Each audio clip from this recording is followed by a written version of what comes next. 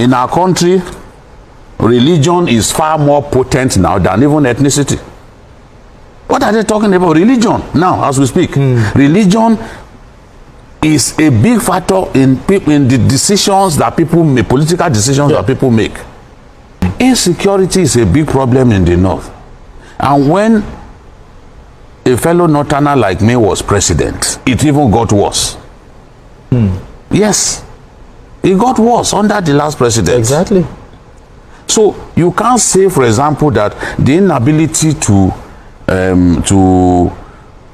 make the north secure or more secure than it is now is an act of marginalization. We can't keep talking in terms of appointments. Oh, this appointment, maybe somebody from the north didn't get it, and then you say, oh, the north is marginalized. It has to be much more than that. I mean, for God's sake, we have to move away from that. If key projects are not cited in the north, as a northerner, I'll be really bothered. If you refuse to bring projects that will make life more meaningful for my people, as a northerner, I'll be worried. I don't see it simply in terms of, oh, this is the person, they didn't give us a minister of finance, for example. But there are key ministers from the north already. The minister of budget, the two defense ministers, they are from the northwest. The NSA is from the northwest. The biggest problem, our people in the north, they are very enterprising. They are ready to work. They are ready. They are farmers. They don't even need government to help them. All that they need is for security to improve. True. The people in the IDPs, it is not their wish to remain in IDP camps. If there's better security, they would not want to be in IDP camps. They will fend for themselves. They have that honor. Elites in the north, they do not benefit the ordinary people with the appointments. They did not help the ordinary people with the appointments that they get.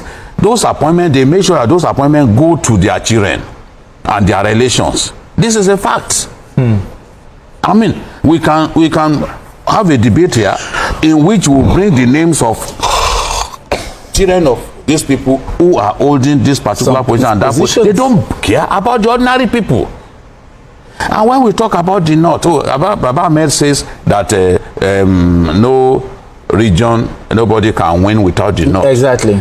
The north cannot win without the south. That's the way the constitution is designed. Buhari tried, he contested a lot of times. He kept winning in his own area.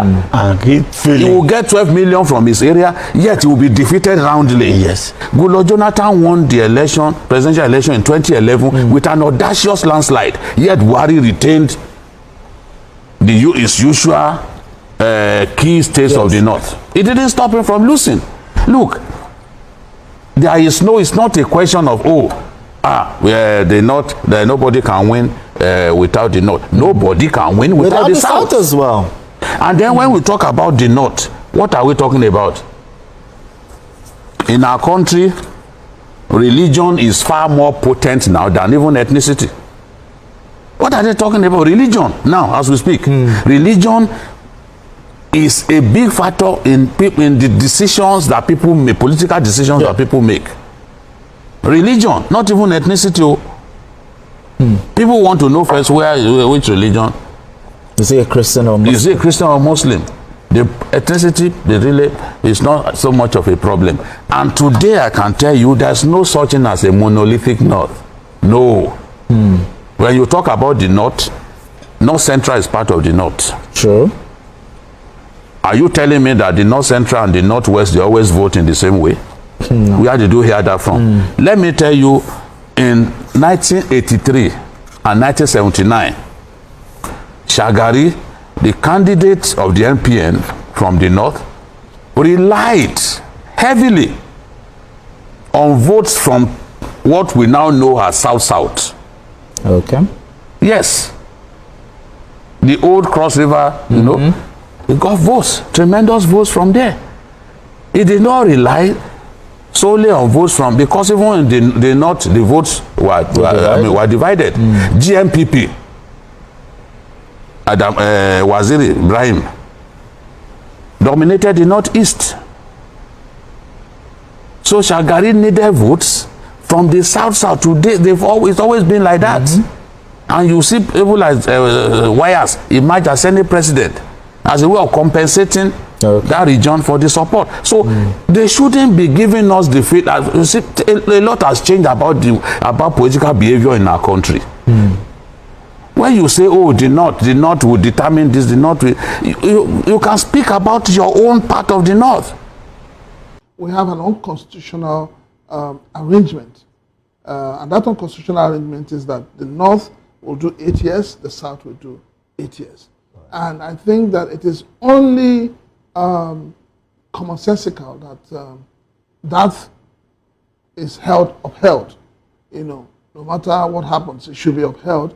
Now, if it has to change, let it also be changed after, you know, both the north and the south have completed those 8 years. Already we know that the south is running the first 4 years of its 8 years. And so if there has to be a change of government, it's still proper that it is the southerner that occupies. But at this point in time, the northern parts of Nigeria or their political elites are aggrieved, saying that no, the north actually is being short, you know, they are being shortchanged at this point in time, citing 1999 to be the time of their calculation. And they say that the north actually have not really experienced much time. According to them, they just made mention of 8 years of Buhari, and then maybe 1 year or 2 years of late Umar Musa Yar'Adua, saying that the South have been there, so the South is time for them to leave, whereas they're not to take it. I would say that the Northerners that are saying that are being very myopic. You don't shift the goalposts when the match has started, just because you think that every player is playing it to corner, so you now move the goalpost to corner so you can have a goal. No. I think that the North, the political elites in the North, need to be sincere with themselves. And that sincerity is that they must uphold what is, you know, what has been agreed. Okay. It's not constitutional, but it has been agreed amongst them. By who and who? Right, by the it's amongst the politicians. And if we're talking about this agreement, now if you think it's an agreement, take it back to when Nigeria gained independence in 1960. The North have been within the corridors of power. Even during between 1960 and to the truncated democratic system, we know that you can't call that leadership. Now, but would the northern part of Nigeria come up to take away the benefits that they've actually gained during the time of the North, the military? For me, it's not about, listen, for me, it's not about whether you're the North or the South. Right. For me, it's about the development of Nigeria. All right, then. So if the North has held power, have held sway for how many years, and we have the highest number of multidimensional poverty in the North, then their leaders should be ashamed of themselves. Okay. Hello, my people. I know that many of you guys must have watched the video and listened to what the guys that spoke in the video said concerning the issue where we are having in our political game. Now, I don't see, okay, ever since this politics started, now I don't see this politics can't be something where we see it be north and south of it thing, and the thing can't make wahala show for this country. You know, say anytime we see election don't they close, the issue where they make Nigeria select a wrong leader, na be this. I guess many of them will be say na ethnicity. Now they go first look out, and you get some of them will be saying na religion, and they first check, and that is what make us be where we are today. Because you know, if you use a leader by ethnicity or by where the leader is coming from, if you want to choose a leader, now you could select a leader we be see you go fit do waiting on a need for honor, no be to just select a leader by based on say this leader now is coming from my religion or is coming from my village. That is what make Nigeria behind today. And I know say this north and south of it thing, we they always talk within they make this country get issues. It's not as if this country is a country that even supposed to have any single issue, but what makes us have issue today is religion and ethnicity, and north and south of it. In WBC, we they always come out, come they sing every day and night. If you look at the first man, WBC, he talk inside this video, he talk about the thing WBC, they make not select their own leader. Northerners, they select their own leaders by religion and ethnicity. That is why you see anytime WBC they won't vote for person, they go first look at the religion where the person come out from, and also they go come look at the ethnic group where we see the person come out from too. That is to tell you, see, they don't turn politics now to another thing. They are taking it to another level now. That is why you see this first man maybe say he talk for the video, talk angrily about wetin northern people don't do to their own people. Even their own people wey be say them no even get sense. I mean the northern youth where them no get, even not for sense wey be say them no get. They suppose down the reason and they see ever since wey be say we dey carry, we dey vote by religion, get any better thing where we don't get, they never even sit down and they think of that. That is why you see many northern youth now, they on the street, they beg for food to shop. You know, say northern leaders now, the game wey be say they play their own youth be say once they don't use them during election, after election they go abandon them. Everything that they always do to their people with that. And you will be see the year we see with the talk now, I know say you could get idea of what that is happening now. If you have anything where we say you want to talk concerning this, make it drop your own thoughts on inside comment section. And also if today is your first time, please kindly like, share and subscribe. Thank you.